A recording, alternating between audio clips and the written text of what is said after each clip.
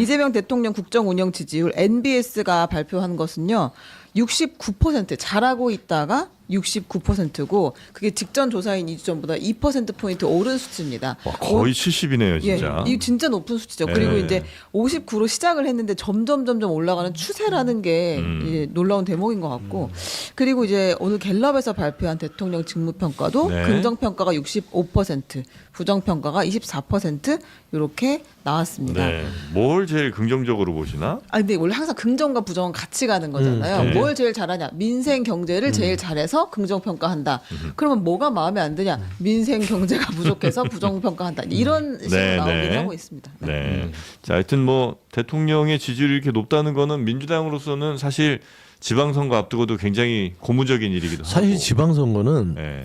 이 정권 초기에는 대통령빨로 하는 거거든요. 그렇죠. 근데 대통령의 지지율이 이게 그냥 한 번에 높아서 시작한 게 아니라 차곡차곡 올라갔다는 게 굉장히 유의미한 것 같아요. 5, 6, 7 이렇게 네. 가잖아요. 5에서 시작해서 6으로 갔다가 지금 7을 넘어가는 상황이라서 사실 지금 저는 대통령에 대한 긍정평가가 민생경제라고 했는데 그거는 달리 얘기하면 사실 그 실용이라는 그 단어로 좀 국민들이 체감하고 있지 않냐.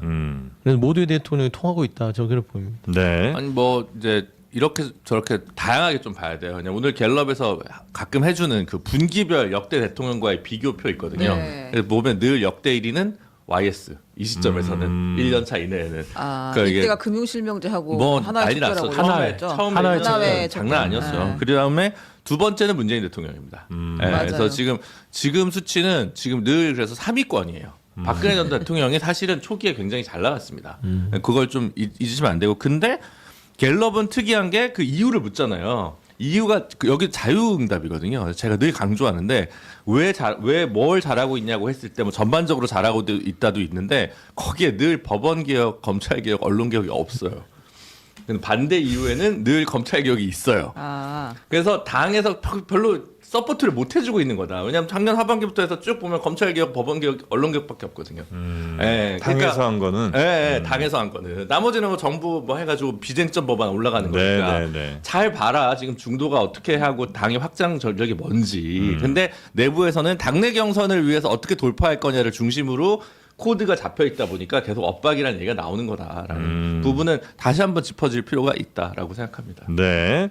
근데 이제 예를 들면 문재인 전 대통령 때랑 비교를 하면 그때는 뭔가 이렇게 감성적으로 더 많이들 지지 내지는 하여튼 긍정의 표시를 좀 많이 해줬던 것 같고 지금은 뭔가 그래도 뭐 주식시장이라든지 이렇게 좀 실질적으로 좀 도움되는 거에 대한 점수를 좀 준 건 아닌가 하는 그리고 생각도. 그때는 문재인 예. 대통령 때 또 인사 문제에 대한 감성적 좀 코드 감흥이 좀 있었어요. 그러니까 사실 감성이 좀 있었던 거야. 감성이 좀 있어서 인사에 있어서도 네. 뭔가 이런 사람을 막 이런 게 있었다면 이제 이재명 대통령 사실은 뭐 이제 조가 끝났잖아요. 오늘 조가 끝났어요. 사실 뭐 인사도 좀 늦어진 측면이 있고 여러 가지로 있죠. 예. 그리고 그때 이렇게 또 컵 들고 커피컵 이게 들면서 이제 뭐 산책하는 모습들. 남북 정상회담도 그러니까 있고. 맞는 얘기를 하신 게 딱 그냥 구분을 쉽게 하는 거예요. 다 그랬다는 건 아니지만 문재인 정부 시절에는 이미지 국정이 굉장히 높은 평가를 받았던 건 맞는 것 같고 이재명 정부에서의 1년은 사실 손에 잡히고 실용적인 부분들이 조금 그 긍정 평가를 주는 거는 같아요. 네. 그리고 이재명 대통령이 무슨 이미지를 좋게 하려고 하는 국정 뭐 운영 저는 별로 보지 네, 못합니다. 그거는 좀 더 분석해서 봐야 되는데. 네. 아니 쉽게 얘기해서 네, 쉽게 얘기해서 정말 쉽게 얘기해서 문재인 대통령은 집권 초기에 한석 더 많은 그러니까 이렇게 압도적으로 입법을 통과시킬 수 있는 조건이 아니었어요. 그렇죠. 123. 그래서 입법이 아니라 행정과 인사를 통한 개혁만 가능했거든요. 그러니까 이재명 대통령이 어떻게 보면 더 좋은 조건에서 출발한 거예요. 법안을 밀어붙일 수 있는 부분에서. 그래서 그 차이를 망각하고 왜 이렇게 시원하게 못하냐라고 얘기하는 것은 또 좀 다른 맥락입니다. 그때 왜 이렇게 못했냐? 네, 그거 얘기하는 뭐 거는. 이거만큼 못하지 않았냐라는 게 하나 있고 두 번째는 그때는 국회가 좀 더 뭐랄까 법사위에서 누가 하나 반대만 해도요 법안 통과가 좀 지지부진하던 시절이에요. 지금은 법사위에서도 그냥 쭉 밀어붙이는 걸로 정치 여건이 바뀌었잖아요. 네. 그래서 그 스타일이 좀 바뀌고 그 다음에 이제 문재인 대통령은 이제 그 좀 X를 그렇게 열심히 하신다거나 X. 새벽 감성으로 뭔가 이렇게 메시지를 확 간다든가 이런 건 또 아니잖아요. SNS. 그런 네. 차이들이 좀 있는 것 같습니다. 알겠습니다. 아 그리고 또 재밌는 포인트 하나 있습니다. 네.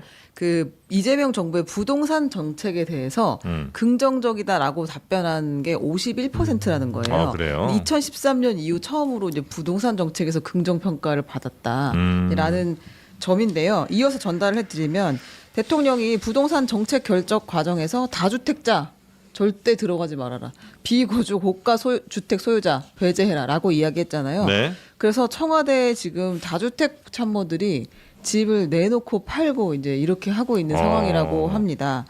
그러니까 김현지 실장 다주택 이야기 있었잖아요. 네. 근데 아파트 두 채 중 한 채, 그러니까 대장동 아파트는 남기고 그다음에 그 충북 청주시에 엄마가 살고 있던 모친이 살고 계셨던 아파트는 이제 처분에 나섰다고 하고요.